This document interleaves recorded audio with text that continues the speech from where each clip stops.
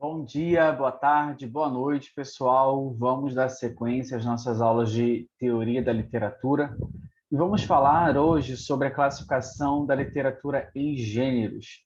Esse material é baseado no conteúdo da professora Olga Kinchka, ok? Bom, a classificação da literatura em gêneros manifesta por um lado, na forma material ali do livro, né, a sua estrutura do livro, e também a influência dos preconceitos presentes em nossas preferências. Isso também vai desempenhar ali um papel importante nessa prática de leitura. Tá?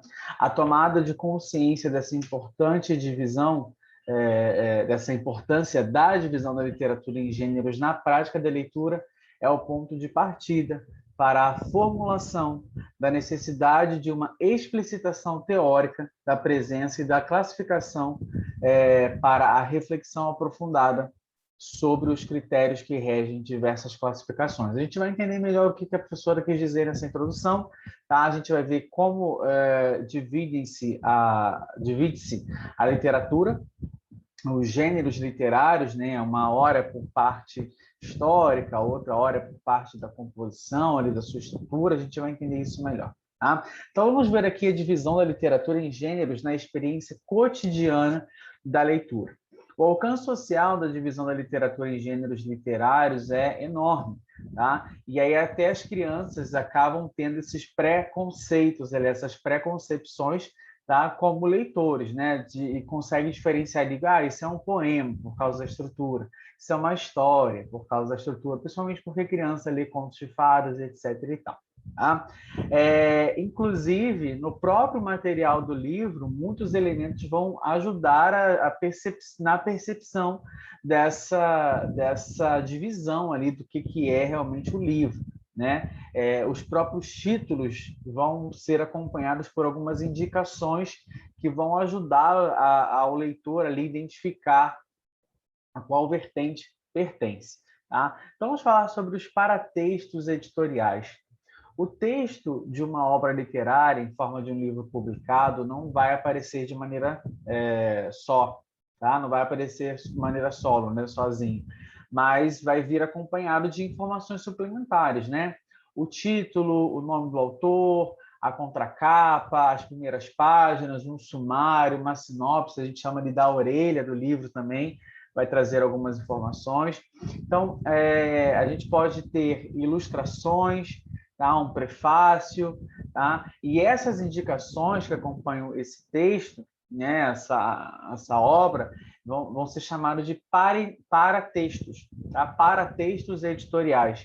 Esses paratextos vão garantir assim uma acolhida do texto como um livro, né? Por parte do público, né? A gente vai ter ali então uma classificação genérica, tá? E é algo que é importante durante esse processo de construção do livro. Pensamos, então, aqui também numa outra experiência, né, relacionada à leitura, a gente pode ter também a mediação ali entre o texto e os leitores, né? Um livro ele vai ser publicado como parte de uma série editorial maior, né, que a gente vai chamar ali de coleção, né? Quando tem ali um livro que vai vir numa série, a gente vai chamar de coleção, uma trilogia, etc. Né? Nesse contexto, as indicações genéricas que acompanham o livro, né, o título ali, podem ainda ser um desdobramento puramente editorial, tá? Para fazer ali menção a qual coleção está fazendo, a qual coleção pertence o livro, né? Então, a gente pode pensar, por exemplo, no quadro de coleções como Grandes Romances, coleção Ensaios, né? Coleção, sei lá, Fotos, enfim, algo do tipo. Tá? O nome da coleção acrescenta-se ao título da obra, né? E acompanha e participa da classificação genérica da obra. Né? Esses paratextos editoriais são elementos do livro que, sem pertencerem estritamente ao texto literário, vão acompanhar esse texto, né? E vão apresentar ali uma certa ajuda aos editores e aos leitores na sua identificação e na hora de situar o livro dentro desse universo da literatura, né? Então, o paratexto é aquilo que, por meio de um texto, se torna livro e se propõe como tal a seus leitores e, de maneira mais geral, ao público, né? O paratexto, então, serve ali como um apoio, um suporte ali dessa identificação, né? Os exemplos dos indícios paratextuais mais frequentemente encontrados são o título, o nome do autor, a especificação genérica ali que acompanha o livro, poema, um conto, um romance, uma dedicatória, a sinopse do livro, o índice, os nomes de capítulos, né? As ilustrações, o prefácio, o pós-fácio e as notas. Tá? Vamos ver aqui o horizonte de expectativa. Tá? Além de sua manifestação muito concreta na própria forma material do livro, através dos paratextos editoriais, a divisão da literatura em gêneros afeta fortemente a própria escolha do leitor na hora de pegar ali um livro para ler. A presença dessa influência de divisão genérica é algo perceptível, tá? É algo dificilmente perceptível, né? Pois faz parte do nosso conhecimento de mundo, da nossa visão do mundo, da nossa visão histórica do mundo. Tá? E dentro dessa nossa concepção de mundo, a gente tem a nossa visão de literatura. Então, a gente pensa, por exemplo, que um bom romance vai ser uma série de uma história, de uma ficção, que vai ter um tamanho considerável. Nós vamos pensar ali que vai ser um texto descritivo, que vai trazer um enredo sobre... Se a gente conhece, por exemplo, algum autor, está acostumado com a literatura de algum autor, a gente tem uma certa expectativa em cima desse autor. Então, tudo isso vai fazer a gente perceber esse livro, né? A gente também tem uma certa previsão, por exemplo, no livro de poema, tá? A gente espera uma história que não é narrada, porque não é um poema, não tende a ser descritivo, né? Não é uma narração, mas é um conjunto de textos breves, tá? Intensos, tá? Com uma disposição gráfica na página. A gente percebe quando é um poema pela sua estrutura, mesmo que seja um poema de versos livres, né? A gente consegue perceber essa distribuição. Tá? Então, a nossa própria prática leitora vai auxiliar nessa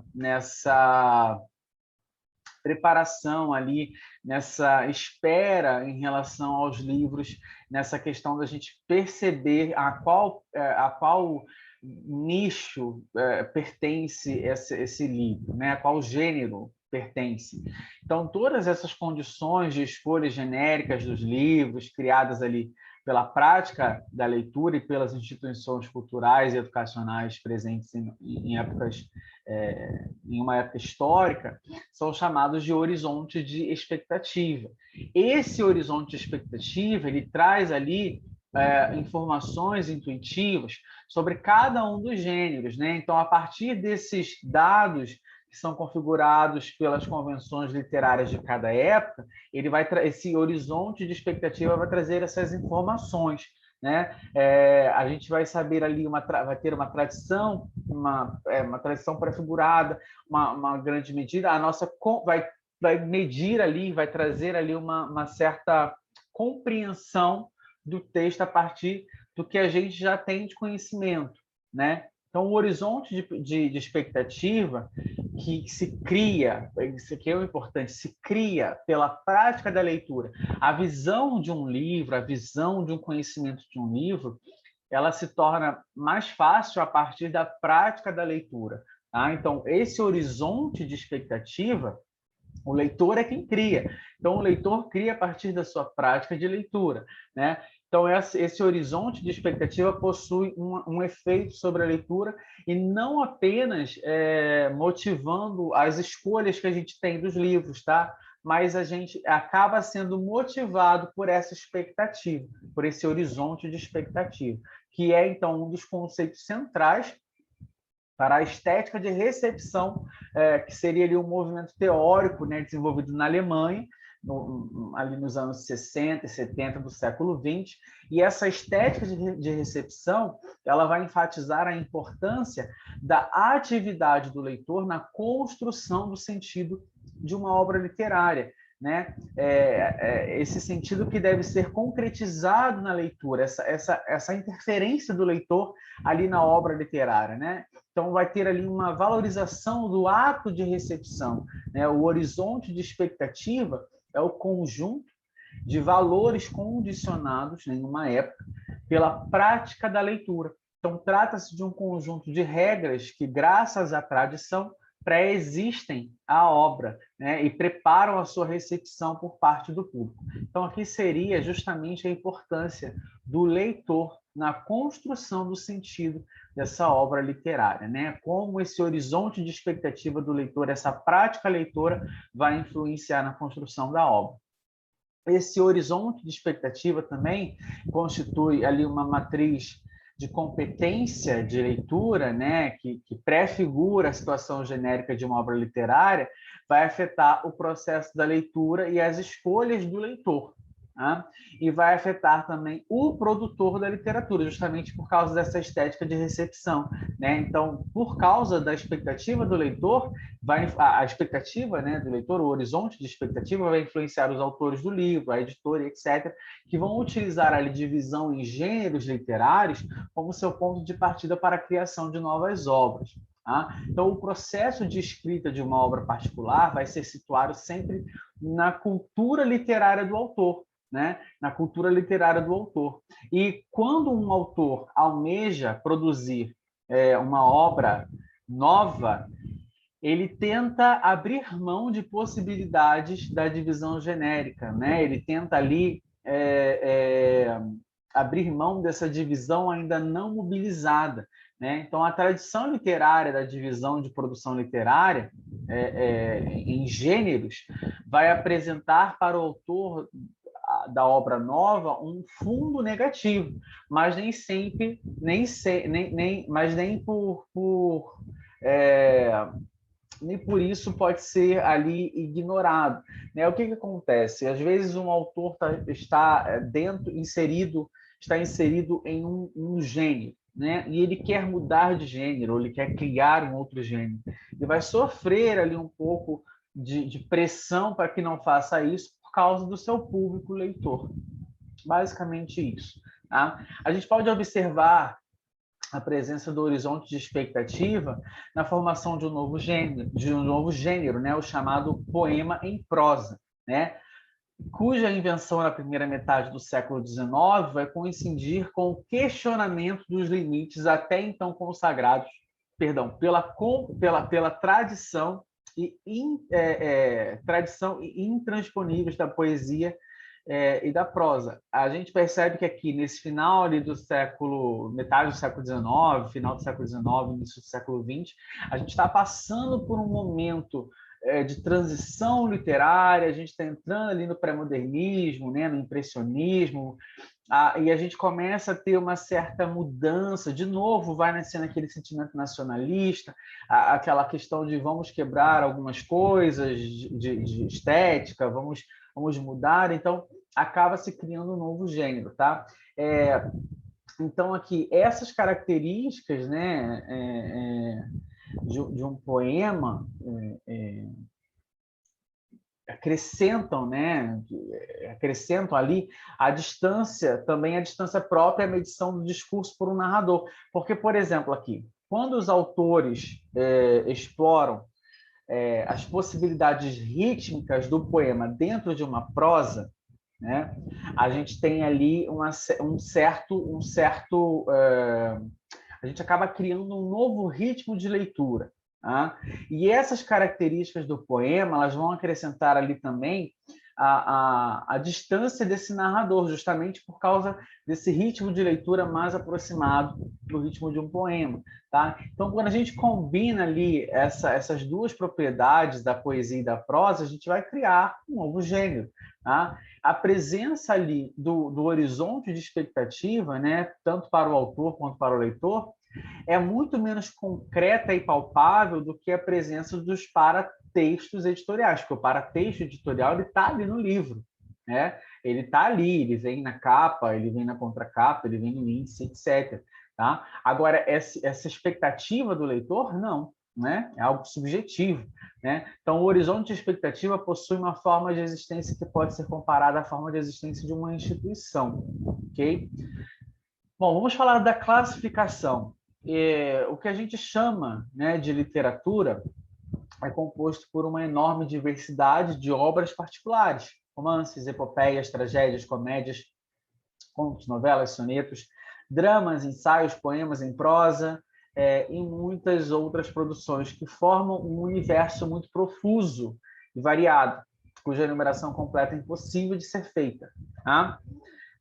O trabalho de classificação, né, recorta assim o real, múltiplo e caótico em unidades nomeáveis, permitindo a sua organização. Tá? Então, essa tentativa de organizar a literatura, né, de deixar tudo ok, a gente vai chamar de classificação. Tá? Então, a própria maneira com que a teoria da literatura tenta agrupar diversas obras sob o mesmo nome do gênero vai lembrar ali a sistematização presente na história natural de autoria de Carlos Linneu, né, o botânico e zoólogo do século XVIII, que é considerado ali o inventor da taxonomia moderna, né, por dividir os organismos em espécies e gêneros.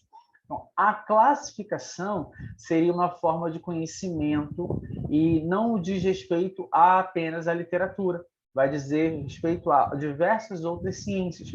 Né? Então, a gente percebe que a palavra gênero utilizada como nome de agrupamento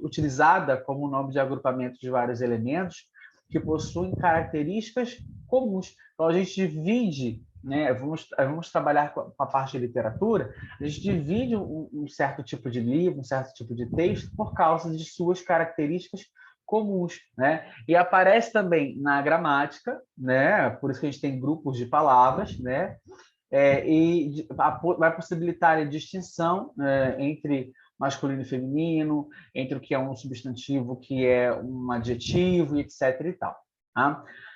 A definição do gênero literário, né? A gente vai perceber que gênero literário seria o nome de uma unidade de classificação da literatura, e sob esse nome vai se estender um conjunto de obras literárias que possuem em comum algumas características importantes.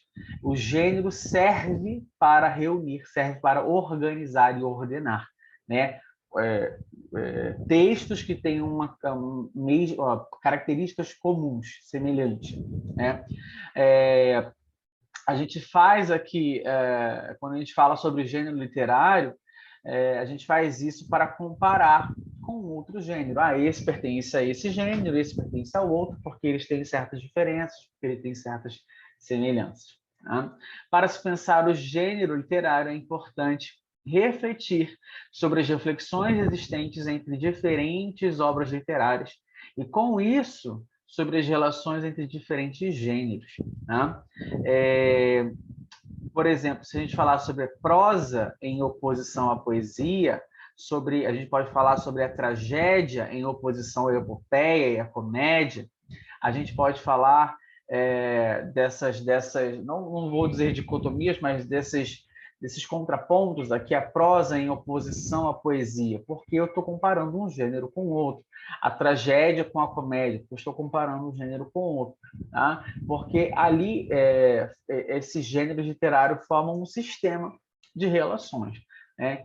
Então, a pergunta importante que ainda se impõe na definição de gênero literário é de quais são as características importantes próprias a vários livros, né, que fazem com que eles sejam classificados como pertencentes ao mesmo gênero literário ou pertencentes a um outro gênero literário. Né? Essas características elas variam, né, e elas são importantes que várias obras vão possuir em comum, né, algo ali que vai ser decisivo para a sua organização, para a sua colocação dentro de um gênero, né? Qual é o critério utilizado para classificar tal livro como um certo tipo de gênero e não como outro, né? Então, durante os séculos de reflexão sobre a classificação das obras literárias, foram propostas muitas classificações e que estas classificações foram feitas de acordo com critérios diferentes.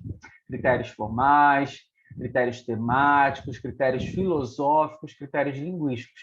No final, daqui a 3 aulas, a gente vai ver ali um resumo, mais ou menos, desses critérios, né? E com essa reflexão sobre os critérios, a problemática dos gêneros literários ultrapassa o domínio da experiência cotidiana. Não é mais o leitor que vai, esse é um romance, esse é um livro, um livro de poemas, não, tá?